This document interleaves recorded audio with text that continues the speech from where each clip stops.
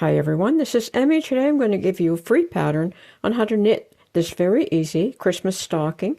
It's just one row, repeat, knit every row. You start here at the back and you just knit and then you reduce for the toe and then sew up the front of the foot and up the leg and down the back heel.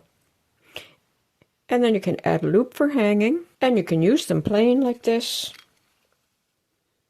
Or you can add some ribbon embellishments or some pine cones and a bow. And you'll find the written pattern in the link below in the first comment.